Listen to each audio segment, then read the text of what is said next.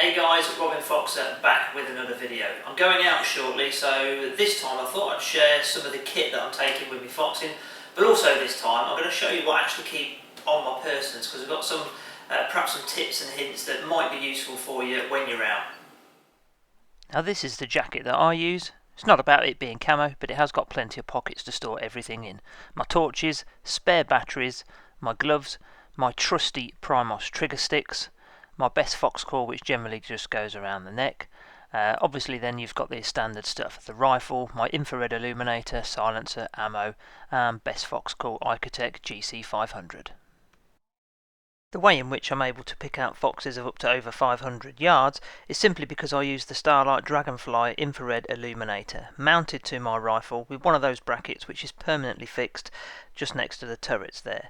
The quick release mount means I'm able to simply clip it on like so, take it off as and when I need to. Underneath you'll find a very handy adjustable dial of which you can fix in position once you've got it absolutely spot on. One of the other reasons I mainly use my extra infrared illuminator is for illuminating the sight picture once you've zoomed in, demonstrated perfectly here on this passing muntjac. Zooming in and out is aided easily by these breakaway coasters, of which I'll put a link to in the description.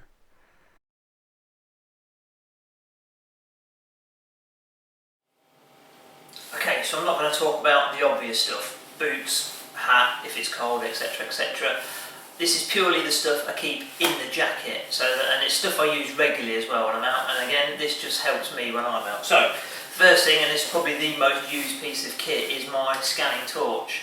I can scan around to see where the foxes are. I see a set of eyes, that will often go straight back in the pocket. I can then get on my sticks with my night sight on it and scan him from there. If I need to call it in, second most important piece of kit, and this is the most used of my fox callers, is the best fox call reed caller.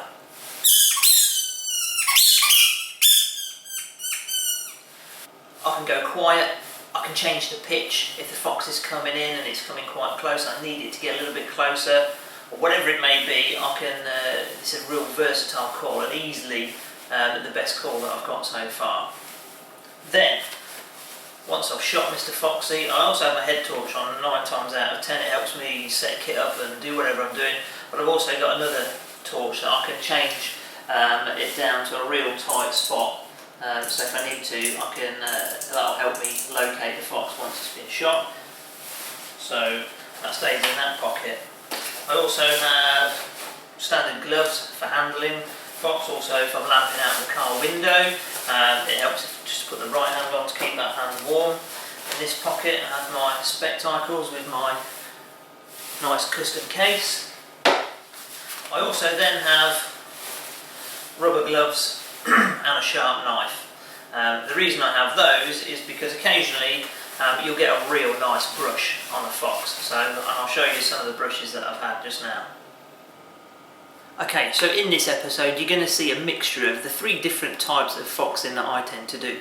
The first of which is driving around, scanning across the field, wait until we see a set of eyes, get them quickly out of the vehicle as quietly as possible, get onto the bonnet or the sticks, whichever seems the easiest at the time, locate Mr. Charlie in case he's wandered off a little bit or started to move off, and take the fox out that way.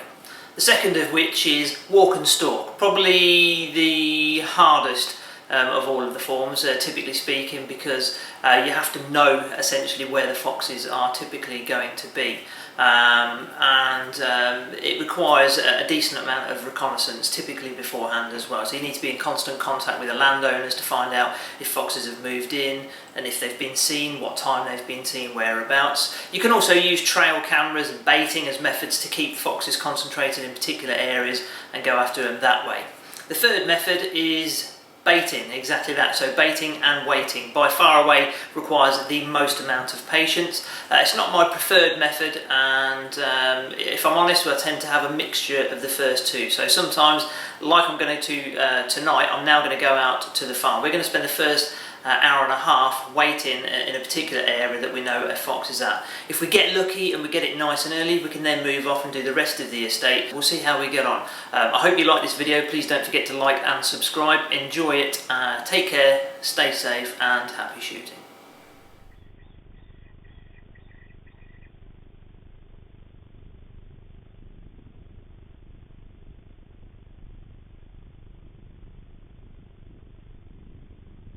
For me, one of the best bits about being out at night time, especially using night vision gear, is just the plethora of wildlife you get to see and appreciate.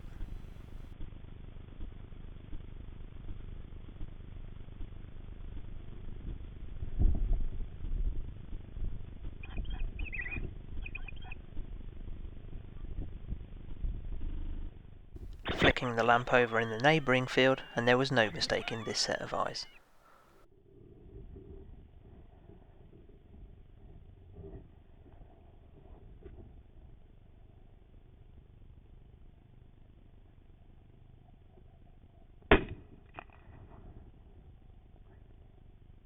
Not the cleanest of shots, the first one, so I ensured that I stayed with the fox so that if it paused I was able to finish the job.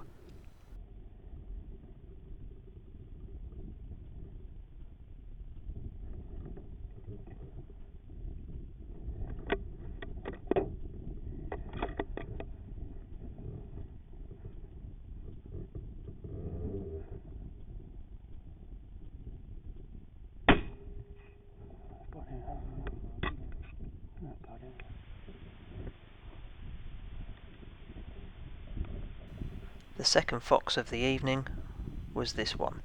It had made it all the way down from the top of the farm. It was a good 500 plus yards away, and I called it in just to range as it buggered off into the pheasant cover to the left. Luckily, another squeak and it came back out onto the path.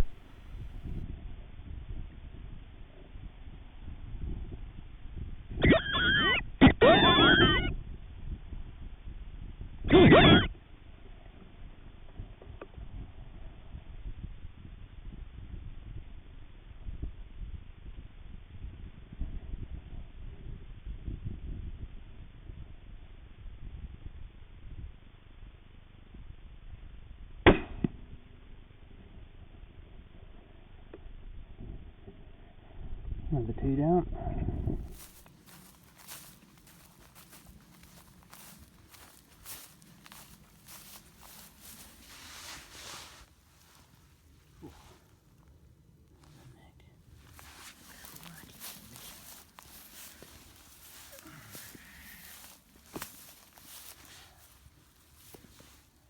Fixing.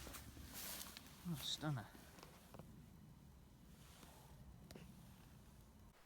So, 2 foxes spotted that night, 2 foxes down.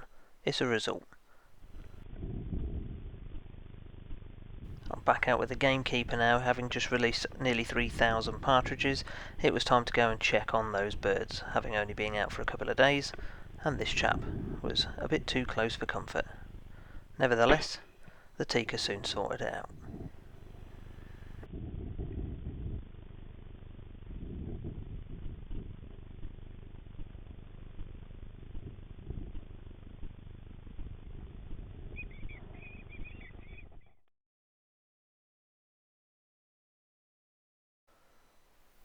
A rather strange clip now from Jason in New South Wales. I've never seen a fox behave quite like this. 17 HMR, standard practice.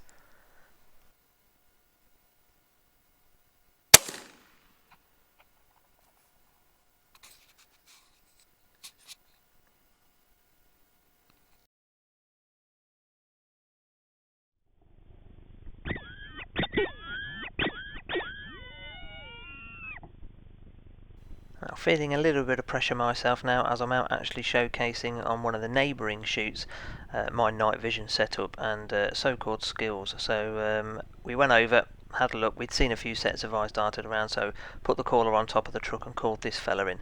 Notice though when he's coming he's got a sort of limp, and as you'll see in a second once we've shot him, the reason for that.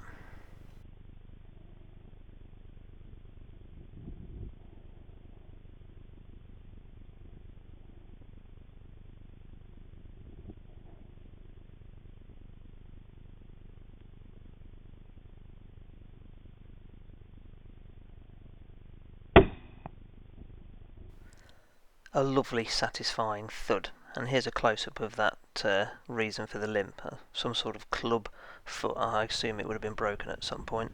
Now, I was actually watching the fox in the background as we made our way away from the chute, spotted a set of eyes, and it was the furthest set of eyes I was watching, kept on calling as it was slowly making its way to me, and all of a sudden this much closer fox just appeared in view.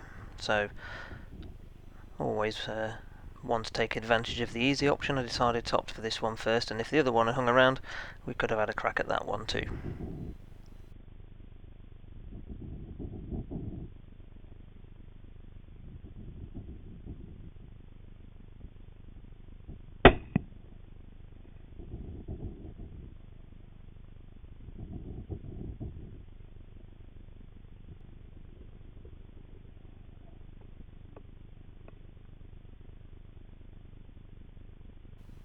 Can't say he's a blame in for scarpering, but I'm sure we'll meet again at some point.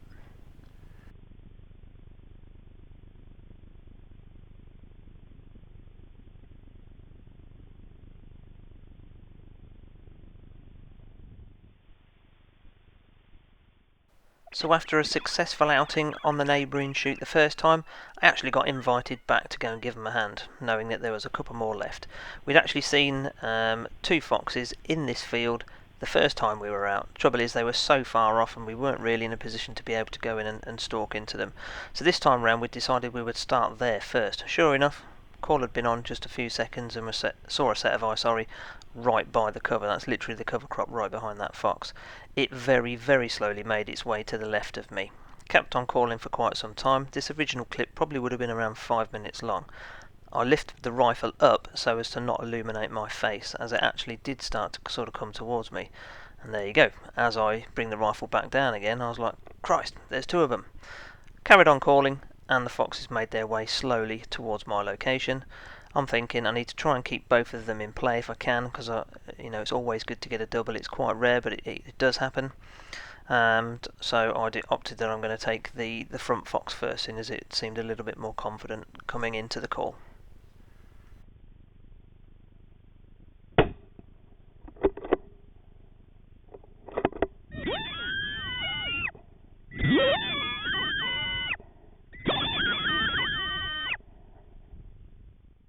The chap I was with, who knew the lay of the land, suggested that we head round to the other side in the truck, 'cause it might come out there. He was right.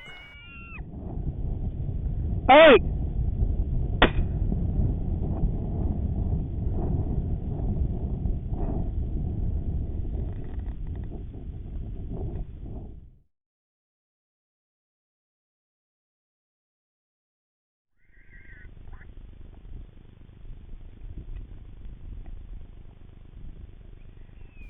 Back out on my chute, and simply, as I mentioned earlier from reconnaissance, I knew there was a fox hanging around the bottom field, so I stopped at the top of the farm to have a look down. That's a long way off.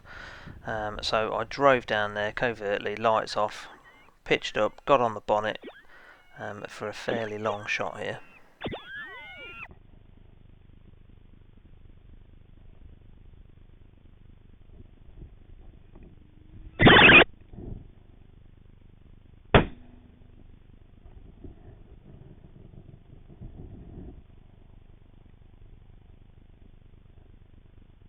You couldn't really hear the thud that I did on camera, because it was quite a long way off that. It was a good 180 plus yards shot, so quite a pleasing shot, but I stayed with it just in case the fox got up so I could see where it ran. But as that picture proves, it wasn't really going anywhere. On the way out of the farm, I bumped into a bonus fox.